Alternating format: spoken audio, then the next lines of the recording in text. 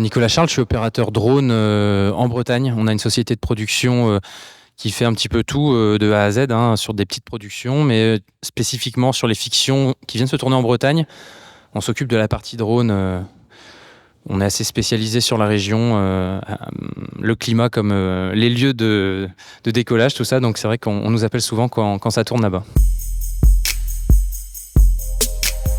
Alors, on a été invité au Paris Images parce que en fait, on a été contacté par le CNC qui avait besoin d'un expert en drone capable d'en parler pour le thème de la fiction. Donc en fait, on a été invité aussi par l'intermédiaire de Bretagne Cinéma, le bureau d'accueil des tournages en Bretagne, qui nous a recommandé auprès du CNC pour parler de ça.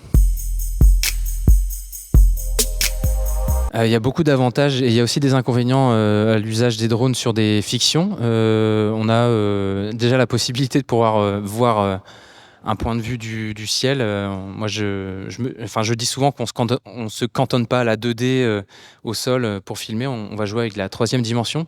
Donc, c'est un avantage, c'est-à-dire qu'on va pouvoir mettre en relief des décors de manière beaucoup plus spectaculaire que juste un plan fixe au sol ou juste un travelling sol. Là, on a vraiment un déplacement dans l'environnement. On se représente vraiment le volume et les perspectives. Voilà, ça c'est un gros avantage du drone. Les inconvénients, ça peut être plus dans l'utilisation par mauvaise météo. Là, on peut être plus limité. Donc sous pluie battante, évidemment, on va pas pouvoir utiliser le drone. Quand on a des petites pluies fines, même, on peut avoir des problèmes de gouttes qui viennent sur la lentille, donc ça peut être compliqué. Donc c'est vrai que l'idéal, c'est au moins par temps gris, voilà, qu'on puisse voler. Voilà. Et puis après, on a des limitations un peu légales, c'est-à-dire qu'on va pouvoir aller à une certaine distance par rapport aux pilotes. On va devoir éviter les survols de personnes, ce genre de choses. Il y a de plus en plus de drones qui s'utilisent en fiction, effectivement. Il y a des réalisateurs qui comprennent maintenant l'intérêt du drone, ce qui n'était pas forcément le cas au tout début. Le drone un petit peu clé en main est arrivé en 2014-2015, donc c'est là que ça a commencé vraiment à se développer. Les réalisateurs n'avaient pas l'habitude de cet outil, à part avec l'hélicoptère, qui était aussi limité par son exploitation, parce que très coûteux et pas très écologique, mais avec lequel on pouvait aller plus haut et faire des choses différentes qu'avec le drone. Il y a un apprentissage qui s'est fait sur plusieurs années pour les équipes un peu images qui sont habituées à l'usage, à comprendre effectivement qu'est-ce qu'on peut faire avec un drone.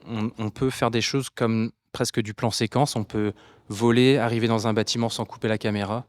On peut l'utiliser en steadicam presque. Donc ça offre des possibilités de plans qu'il n'y avait pas avant en fait. On peut aussi l'utiliser sous forme de grue.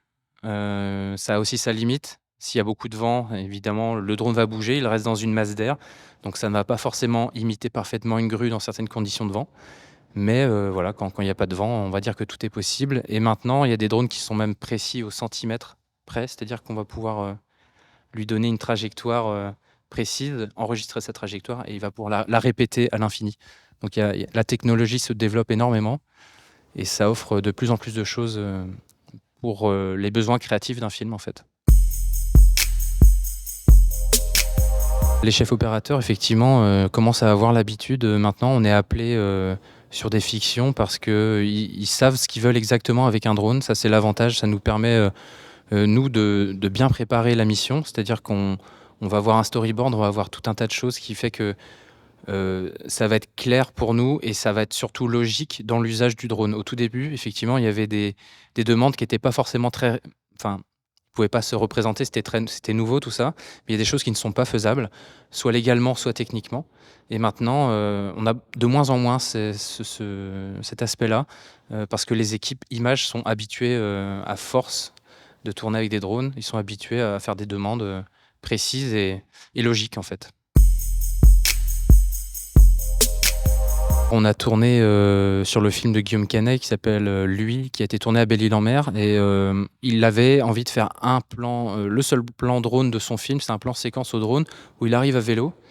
Donc en fait, c'est un plan où on est sur un décor très large et on s'approche de sa silhouette à vélo de loin et puis on vient le rattraper, on le suit dans le dos comme le ferait une voiture, avec un Russian Arm, par exemple. Et suite à cette trajectoire vélo, le drone part au-dessus de la falaise, donc au-dessus des bruyères, donc ça fait des plans très improbables et riches en surprises, en fait, pour le spectateur. Et c'est un plan qui après va rejoindre un phare qui est sur le bord de mer et on sent le vélo qui revient à la fin du plan. Il rentre dans la maison. On a une narration au drone qui est très intéressante et quand le plan est bien pensé, enfin c'est magique en fait. On arrive à avoir des choses qui amènent le spectateur sans forcément couper la caméra sur, voilà, c'est toujours une histoire de rythme et d'image bien sûr, mais ça permet vraiment de changer un petit peu des codes habituels, d'écriture, de film.